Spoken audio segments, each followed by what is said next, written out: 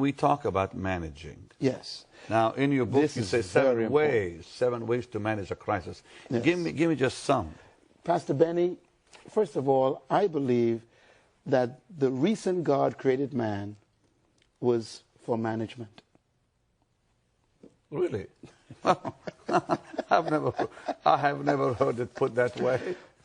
When I read the Bible, people normally think I'm reading a different Bible.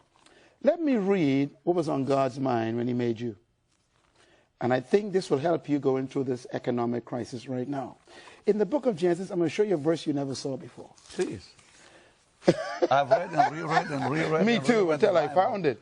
It says in Genesis chapter 2, it says, when the Lord God made the earth and the heavens, no shrub of the field had yet appeared on the earth, and no plant of the field had yet sprung up. Why? Because the Lord God had not allowed it to rain on the earth. Why? Because there was no man to manage the earth. Now, that's a verse you and I never saw. Marvelous. This is powerful to me.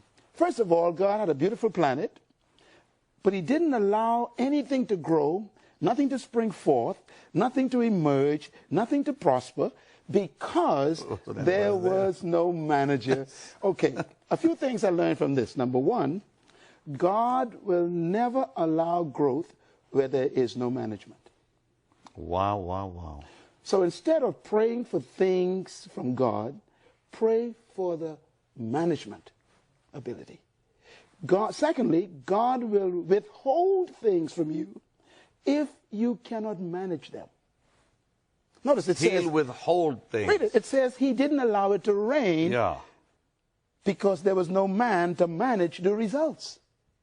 So the next verse says, and therefore God formed the man from dust of the ground and breathed into his nostrils the breath of life. In other words, God had a beautiful planet.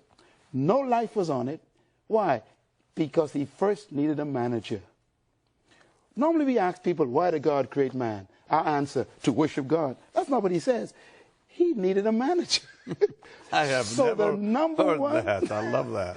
The number one motivation for God creating man is management. Whatever you mismanage, you will lose. That is powerful. That's why management is so important in this process. Whatever you do not manage, you lose. In other words, God will never give you what you pray for. He will only give you what you can manage. You pray for a new house, and God's looking at the apartment that's unkept. So he only gives you what you've proven you could manage. Some people get jealous of your ministry, but they don't understand the machinery behind this ministry to manage all that's necessary here.